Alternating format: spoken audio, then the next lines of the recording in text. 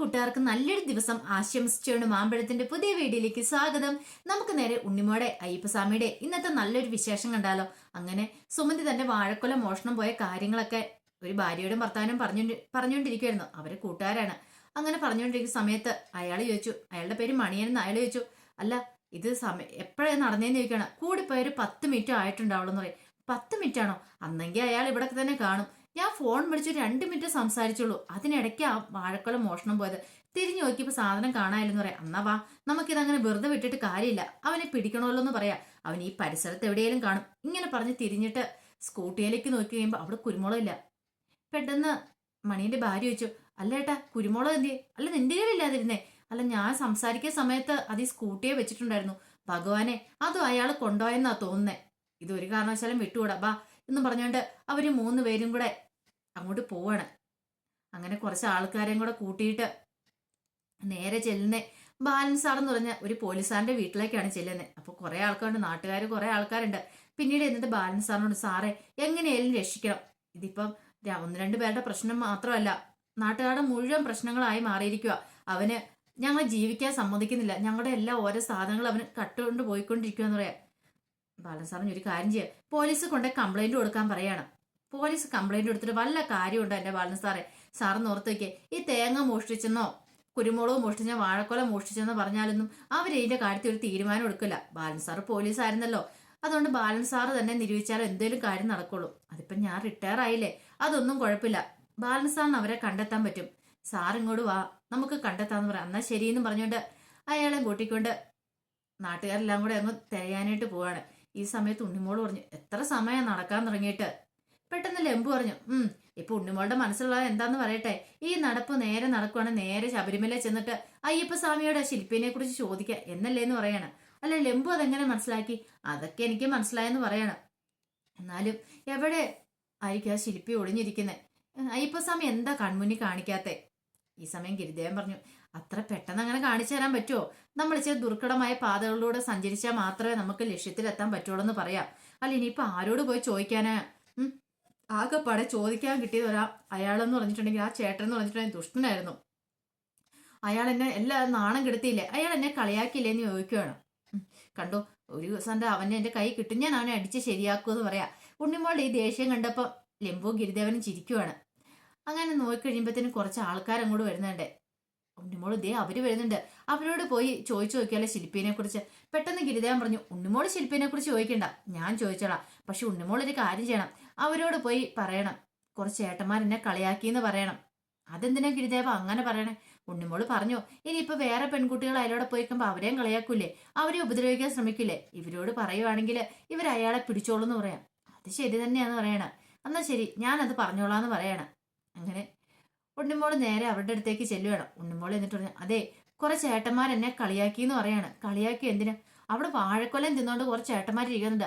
അവര് പറഞ്ഞു, ഈ വാഴപ്പഴം മൊത്തം കഴിക്കണമെന്ന് പറഞ്ഞു, ഇല്ലെങ്കിൽ നിന്നെ ഇവിടെ ഞാൻ പറഞ്ഞു വിടില്ലെന്ന് പറഞ്ഞ് എന്റെ കയ്യെ കയറി പിടിച്ചു. അവിടെ ഞാൻ രക്ഷപ്പെട്ട് ഓടിയതാന്ന് പറയാണ്. അപ്പൊ വാഴക്കൊല, അതെ 2 വാഴക്കൊല ഉണ്ടെന്ന് പറയാണ്. പെട്ടെന്ന് സുമതി പറഞ്ഞു, ഒരു പക്ഷെ അത് എന്റെ വാഴക്കൊലയായിരിക്കും, എന്നെ നഷ്ടപ്പെട്ടു പോയ വാഴക്കൊലയായിരിക്കും. അല്ല അവരെവിടെയാ ഇരിക്കുന്നതെന്ന് ബാലൻ സാർ ചോദിക്കുകയാണ്. ഞാൻ കാണിച്ചു തരാമെന്ന് പറഞ്ഞുകൊണ്ട് ഉണ്ണിമോൾ അവരെയും കൂട്ടിക്കൊണ്ട് അങ്ങോട്ട് പോവാണ്.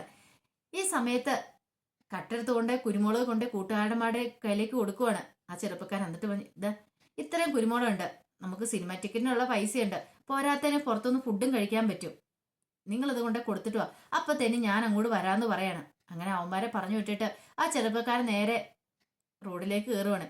ഈ സമയത്താണ് നാട്ടുകാരെല്ലാം കൂടെ വരുന്നത്. ഉണ്ണിമോള് പെട്ടെന്ന് ദേ പോന്ന് ആ ചേട്ടനാന്ന് പറയാണ്. നിക്കട അവിടെ എന്ന് പറഞ്ഞു കഴിഞ്ഞപ്പോ തന്നെ അവൻ ഓടി പുറകെ പോയി നാട്ടുകാർ പിടികൂടിയപ്പോഴത്തേനും ഉണ്ണിമോളെ അവൻ രൂക്ഷമായിട്ട് ഇങ്ങനെ നോക്കുകയാണ്. എടാ നീ അല്ലേടാ കുരുമുളകും വാഴക്കൊലം എല്ലാം കട്ടേന്ന് ചോദിക്കണം. അവനൊന്നും മിണ്ടിയില്ല. കണ്ടോ, നല്ല തണ്ടും തടിയുണ്ട്, എന്നിട്ട് അവൻ മോഷ്ടിച്ചുകൊണ്ട് വന്നിരിക്കുന്നു. ഇവനെ അടിച്ച് കൊല്ലുക ചെയ്യേണ്ടതെന്ന് പറയണേ. പെട്ടെന്ന് ബാലസാറിന്, അതൊന്നും വേണ്ട, നമുക്ക് അടിച്ചു കൊല്ലാനുള്ള അവകാശമൊന്നും നമുക്കില്ല, അങ്ങനെ ചെയ്യണ്ടെന്ന് പറയണേ. ഇവന് നമുക്ക് തക്കതായ ഒരു ശിക്ഷ കൊടുക്കണമെന്ന് പറയാം. ഒരു കാര്യം ചെയ്യാം, ഇവനെ അടുത്തെവിടെയെങ്കിലും കെട്ടിയിടാൻ പറയാണ്. അങ്ങനെ നാട്ടുകാരെല്ലാം കൂടെ കൊണ്ടുപോയിട്ട് ഒരു മരത്തെ കെട്ടിയിടുവാണ്. അല്ല എന്താ ബാലൻ സാറേ ഇവന് ശിക്ഷ കൊടുക്കാൻ പോന്നേ? ഈ സമയം സുമതി പറഞ്ഞു, ഞാൻ കഷ്ടപ്പെട്ടുണ്ടാക്കിയ വാഴക്കൊല ഞാൻ ആ വാഴത്തോട്ടം നനച്ച് വളർത്തി എന്തിനാണെന്നറിയാവോ? വീട്ടിലെ കാര്യങ്ങൾ നടത്താൻ വേണ്ട. പാവം എന്റെ മോന് യൂണിഫോം മേടിക്കാൻ വേണ്ടിയിട്ടായിരുന്നു ആ വാഴക്കൊല വെട്ടിക്കൊണ്ട് പോയത്. ആ സമയത്ത് ആ ദുഷ്ടൻ അങ്ങനെ ചെയ്തേ. നീ ഒരു കാലത്തും ഗുണം പിടിക്കില്ലാന്ന് പറഞ്ഞ് സുമതി ശപിക്കുവാണ് അവനെ. ഈ സമയത്ത് ബാലസാറിനോട് അല്ല എന്ത് ശിക്ഷ കൊടുക്കാൻ പോകുന്നേ? ഇവന്റെ കൈയും കാലും കൂടെ തല്ലി ഒടിച്ചേക്കട്ടെ എന്ന് ഒരു ചെറുപ്പക്കാരൻ ചോദിക്കുകയാണ്. അത് വേണ്ട, ഒരു ചെറുപ്പക്കാരനല്ലേ, ഇവന് ഇനി പണിയെടുത്ത് ജീവിക്കാനുള്ളതല്ലേ, അതൊന്നും വേണ്ടാന്നുണ്ട്. പിന്നെ എന്താ, ഒരു കാര്യം ചെയ്യാം, ഇവനെ കെട്ടിയിട്ടടുത്ത് തന്നെ ഇവൻ കിടക്കട്ടെ. തൊള്ളി വെള്ളം പോലും ആരും കൊടുക്കരുത്. വരുന്നവരും പോകുന്നവരും എല്ലാവരും ഇവനെ കാണട്ടെ. ഇത് അവന് കൊടുക്കാൻ പറ്റുന്ന ഏറ്റവും നല്ല ശിക്ഷ എന്ന് പറയണം. ശരിയെന്ന് പറയാണ് ബാലസാറ് പറഞ്ഞിട്ടുണ്ടെങ്കിൽ പിന്നെ ആർക്കും ഒരു അഭിപ്രായമൊന്നുമില്ല. ഈ സമയത്ത് ഇത്രയും പറഞ്ഞിട്ട് എല്ലാവരും കൂടെ പോകുമ്പോൾ തന്നെ ഉണ്ണിമോളെ രൂക്ഷമായിട്ട് നോക്കുവാണ് അവന് നല്ല ദേഷ്യം വരുന്നുണ്ടായിരുന്നു.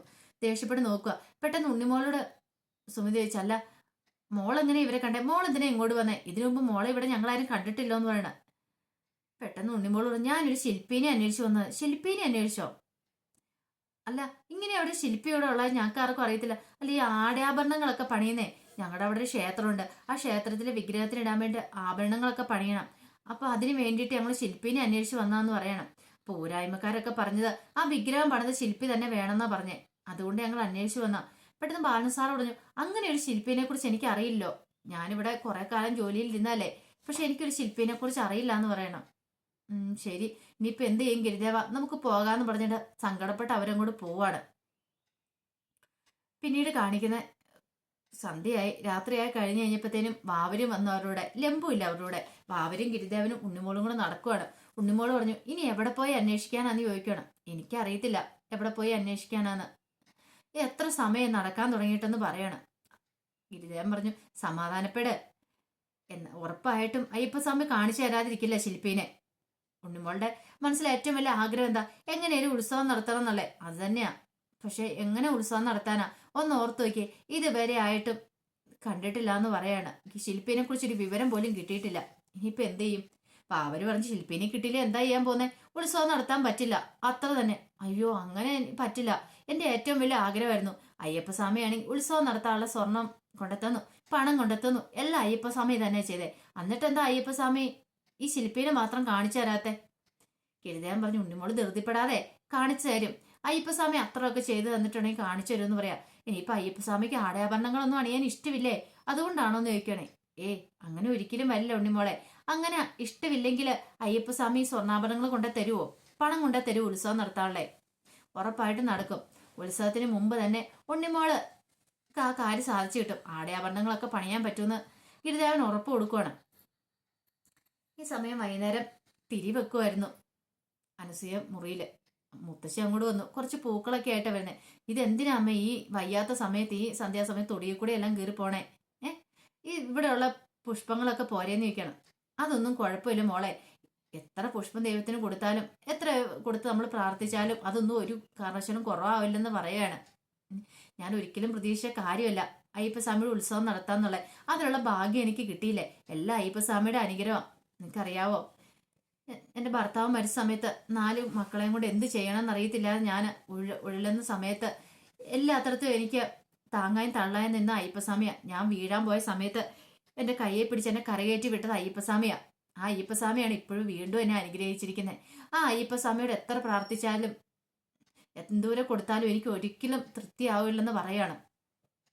എന്തോരം എത്ര കൊടുത്താലും എനിക്ക് മതിയാവില്ലെന്ന് പറയാണ്. അങ്ങനെ സംസാരിച്ചിട്ടും, അയ്യോ മോളെ കിണ്ടി വെള്ളം വെച്ചില്ലോ എന്ന് പറയണ. അന്ന് അമ്മയോട് നിൽക്കും, ഞാൻ പോയി എടുത്തോണ്ട് വരാന്ന് പറയണ. വേണ്ട, മോൾ ഇവിടെ നിൽക്കും, ഞാൻ പോയി എടുത്തോണ്ട് വരാൻ പറഞ്ഞു മുത്തശ്ശി അങ്ങോട്ട് പോവാണ്. ഈ സമയത്ത് അനുപമയും മിനിയും കൂടെ അങ്ങോട്ട് വരുന്നേ. മിനിനെ അനുപമയും കണ്ടപ്പോഴത്തേനും ചോദിച്ചു, കൊള്ളാം, രണ്ടുപേരും കൂടെ എന്താ സന്ധ്യാസമയത്ത്? അല്ല, ഉണ്ണിമോള് പോയേക്കുമല്ലേ, കാര്യങ്ങളൊക്കെ വന്ന് ജയേട്ടനും രാജീവേട്ടനും പറഞ്ഞിട്ടുണ്ടായിരുന്നു. അപ്പൊ അതുകൊണ്ട് വന്നാ. ഇപ്പൊ തന്നെ കണ്ടില്ല, അമ്മേനെ ഞങ്ങൾ കണ്ടു, അമ്മ അങ്ങോട്ട് ഇറങ്ങി പോന്നേ. അമ്മയുടെ മുഖത്ത് എന്തൊരു ഐശ്വര്യമാന്ന് അനുപമ പറയാണ്. അനസൂയ, ശരിയാ, അമ്മയും ഭയങ്കര സന്തോഷത്തിലാ. ഉത്സവം നടത്താന്ന് പറഞ്ഞിട്ടുണ്ടെങ്കിൽ അമ്മയുടെ ഏറ്റവും വലിയ ആഗ്രഹമല്ലായിരുന്നു പറയാ. ഇതൊക്കെ കണ്ടു കഴിയുമ്പോ എന്താ തോന്നുന്നതെന്ന് അറിയാവോന്ന് അനുപമ പറയാണ്. ശരിക്കും പറഞ്ഞിട്ടുണ്ടെങ്കിൽ ഉണ്ണിമോടെ അമ്മയുടെ അടുത്ത് എപ്പോഴും അയ്യപ്പസ്വാമി ഉണ്ടെന്ന്, അയ്യപ്പസ്വാമി അവിടെ നിഴലായി കൂടെ ഉണ്ടെന്ന് അങ്ങനെയാ തോന്നേ. മിനിയും പറഞ്ഞു, ശരിയാണ്, അവർക്ക് എന്തെങ്കിലും ഒരു ആപത്ത് വന്നിട്ടുണ്ടെങ്കിൽ ഉടനെ തന്നെ അയ്യപ്പസ്വാമി ഓടി വരുന്നുണ്ടല്ലോ. അയ്യപ്പസ്വാമിയുടെ ഒരു കടാശം അവരുടെ മേൽ ഉണ്ടാവുന്നുണ്ട്. നമ്മൾ ആരെങ്കിലും അവരെ ഉപദ്രവിക്കാൻ തോന്നിയിട്ടുണ്ടെങ്കിൽ അയ്യപ്പസ്വാമി അവരെ ഒന്ന് രക്ഷിക്കുന്നതായിട്ട് എനിക്ക് തോന്നിയിട്ടുള്ളത്. അവരെപ്പോഴും അയ്യപ്പസ്വാമിയുടെ തണൽ തന്നെയാന്ന് പറയാ. അനസൂയാണ് ശരിയാ, എനിക്കും അത് പലവട്ടം തോന്നിയിട്ടുണ്ടെന്ന് പറയാം. അയ്യപ്പസ്വാമി അനുഗ്രഹം. ഒരു പക്ഷേ ഈ ഉത്സവം കഴിയുന്നതോടുകൂടി എന്റെ രാജീവേട്ടന്റെ കഷ്ടകാലങ്ങളൊക്കെ മാറുമായിരിക്കും. അതെന്താ അനുപമ അങ്ങനെ പറഞ്ഞേ? അല്ല, ഗൾഫിൽ നിന്ന് ഒരു മുതലാളി വന്നിട്ടുണ്ട്. പുള്ളിക്കാരൻ പുതിയതായിട്ടൊരു കട തുടങ്ങുന്നുണ്ട് പോലും. അവിടെ ഒരു പക്ഷേ രാജീവേട്ടന് കയറാൻ പറ്റുവാണെങ്കിൽ രാജീവേട്ടൻ നല്ല ശമ്പളം കിട്ടും. ഞങ്ങളുടെ കഷ്ടപ്പാടുകൾ അതോടെ മാറൂന്ന് പറയണം. അനസൂയ പറഞ്ഞു, ഒരു കാര്യം ചെയ്യാം, അയ്യപ്പസ്വാമിയെ വിളിച്ച് നന്നായിട്ട് പ്രാർത്ഥിച്ചു. അയ്യപ്പസ്വാമി ആ അനുഗ്രഹം തരുമെന്ന് പറയാം. അങ്ങനെ അയ്യപ്പസ്വാമിയുടെ മുന്നിൽ നിന്നിട്ട് അനുപമ മിനി എല്ലാവരും കൂടെ അയ്യപ്പസ്വാമിയെ വിളിച്ച് അപേക്ഷിക്കുവാണ്. രാത്രി കുറെ നടന്നു കഴിഞ്ഞാൽ മടുത്തു കഴിഞ്ഞപ്പോഴത്തേനും മഴയ്ക്കുള്ള ആരംഭം തുടങ്ങി. ഇടി വെട്ടാനൊക്കെ തുടങ്ങി. ഉണ്ണുമോൾ പറഞ്ഞു, എനിക്ക് പേടിയാവുന്നുണ്ട്, ഇടിയൊക്കെ കുടുങ്ങാൻ തുടങ്ങിയല്ലോ, നമ്മൾ ഇനി എന്ത് ചെയ്യും ഗിരിദേവാന്ന് ചോദിക്കണം. അങ്ങനെ കുറച്ചു നേരം കൂടെ നടന്നു. നമുക്കിനി ദൂരം നടക്കാൻ പറ്റില്ല, എവിടെയെങ്കിലും കയറി ഇരിക്കേണ്ടെന്ന് ചോദിക്കണം. അപ്പോഴാണ് ഒരു വീട് കാണുന്നത്. എന്തേ ആ വീട്, നമുക്ക് അവിടെ പോയി നിന്നാലോ എന്ന് ചോദിക്കണം. മഴ പെയ്ത് നനയാതെ കയറി നിൽക്കാലോ. ഗിരിദേവൻ പറഞ്ഞു, വാ ഉണ്ണിമോളെ എന്ന് പറഞ്ഞ് ഉണ്ണിമോളെയും വിളിച്ചോണ്ട് അങ്ങ് മുറ്റത്ത് പോയി നിൽക്കുകയാണ്. അല്ല, എന്താ ചെയ്യുന്നേ? അകത്ത് ആരിലും ഉണ്ടോന്നും അറിയത്തില്ല. നമ്മളിവിടെ നിൽക്കുന്നത് ശരിയല്ല, വലിയ ഇടിയും മഴയും വരുന്നുണ്ട്. ഇനിയിപ്പോൾ എന്ത് ചെയ്യും? പക്ഷെ നമ്മൾ എങ്ങനെ അകത്ത് കയറുന്നേ? അകത്തുള്ളവരുടെ അനുമതി മേടിക്കാതെ കയറാൻ പറ്റില്ലല്ലോ. ഒരു കാര്യം ചെയ്യാം, ഞാൻ ചോദിക്കാം, ഇവിടെ നിന്ന് കയറി ഇരുന്നോട്ടെ, നേരം വെളുക്കും പൊക്കോളാന്ന് പറയാ. ഗിരിദേവൻ പറഞ്ഞു, എന്നാൽ ശരി, ഉണ്ണിമോള് പോയി ചോദിക്കാൻ പറയണം. അങ്ങനെ ഉണ്ണിമോൾ അങ്ങോട്ട് കയറും. പറഞ്ഞു, ഗിരിദേവ ഇങ്ങ് നോക്കിയ കഥയൊക്കെ തുറന്നു കിടക്കണു. ഇതെന്താ, ഇവ ഈ വീട്ടിൽ ആളില്ലാത്തതാണെന്ന് ചോദിക്കണം. ഗിരിദേവൻ പറഞ്ഞു, ആളില്ലാത്ത വീടാന്ന് തോന്നില്ല, നല്ല നീറ്റായിട്ട് കിടക്കുന്നുണ്ടല്ലോ. ഒരു കാര്യം ചെയ്യാം, ഉണ്ണിമോൾ അകത്തേക്ക് കയറാൻ പറഞ്ഞു. എനിക്ക് പേടിയാ, അവരുടെ അനുമതി ഇല്ലാതെ എങ്ങനെ നമ്മൾ അകത്ത് കയറുന്നേ? അതൊന്നും കുഴപ്പമില്ല, നമ്മളിവിടെ കക്കാനും മോഷ്ടിക്കാനൊന്നും വന്നല്ലോ എന്ന് വാവര് പറയാ. ഉണ്ണിമോൾ വാന്ന് പറഞ്ഞ് ഉണ്ണിമോളെ കൂട്ടി അങ്ങോട്ട് ചെല്ലുവാണ്. അകത്ത് ചെല്ലുമ്പോൾ വെട്ടമൊന്നുമില്ല. ഈ സമയത്ത് ഇടയ്ക്കിടയ്ക്ക് മിന്നലിന്റെ വെട്ടത്തില് ഒരു സ്ത്രീ അവിടെ കിടക്കുന്ന കട്ടിലെ ചാരി ഇരിക്കുന്ന കാണിക്കുന്നുണ്ടായിരുന്നു. കണ്ണൊക്കെ അടച്ച് മരിച്ചുപോലെ ഇരിക്കുന്ന കാണിക്കുന്നുണ്ടായിരുന്നു. ഇടയ്ക്കിടയ്ക്ക് ആ മിന്നലിന്റെ വെളിച്ചത്തെ അത് കാണിക്കുന്നുണ്ടായിരുന്നു. ഉണ്ണിമോൾ അകത്ത് ഇറക്കുമ്പോൾ ഗിരിദേവൻ പറഞ്ഞു, ഉണ്ണിമോളെ ഇത് ഇരുട്ടാണല്ലോ ഇവിടെ, ആ ലൈറ്റ് ഇടാൻ പറയാണ്. ഉണ്ണിമോൾ എന്ത് ചെയ്യുക, അകത്തേക്ക് പോയിട്ട് ലൈറ്റിന്റെ സ്വിച്ചൊക്കെ തപ്പി ഒരു വിധത്തിൽ ലൈറ്റ് ഇടുവാണ്. ലൈറ്റ് ഇട്ട് കഴിഞ്ഞപ്പോൾ ഉണ്ണിമോൾ ആ കാഴ്ച കണ്ട് ഞെട്ടിത്തിരിക്കുവാണ്. കട്ടിലേല് ഒരു സ്ത്രീ ഇങ്ങനെ ഇരിക്കുന്നു, കണ്ണടച്ച് ഇങ്ങനെ ഇരിക്കുക, മരിച്ച പോലെ ഇരിക്കുക. ഗിരിദേവ എന്ന് പറഞ്ഞ ഓരോ അലർച്ചയായിരുന്നു ഉണ്ണിമോള്. അപ്പൊ അതിന്റെ വിശേഷങ്ങളൊക്കെയാണ് നമ്മളിന്ന് കണ്ടേ. ഇതിന്റെ ബാക്കി വിശേഷങ്ങളുമായിട്ട് വൈകുന്നേരത്തെ പ്രൊമോയി വരാട്ടോ. ആദ്യമായിട്ട് കാണുന്നവരാണെങ്കിൽ ചാനൽ ഇഷ്ടപ്പെട്ട ഒന്ന് സബ്സ്ക്രൈബ് ചെയ്യാനും മറക്കരുതേ. അതോടൊപ്പം തന്നെ കണ്ടുകൊണ്ടിരിക്കുന്ന എല്ലാവരുടെ സപ്പോർട്ടിലേക്കും തുടർന്നും പ്രതീക്ഷയുണ്ട്. എല്ലാവർക്കും ഒരിക്കൽ കൂടി നല്ലൊരു ദിവസം ആശംസിച്ചുകൊണ്ട് നിർത്തുന്നു. നന്ദി.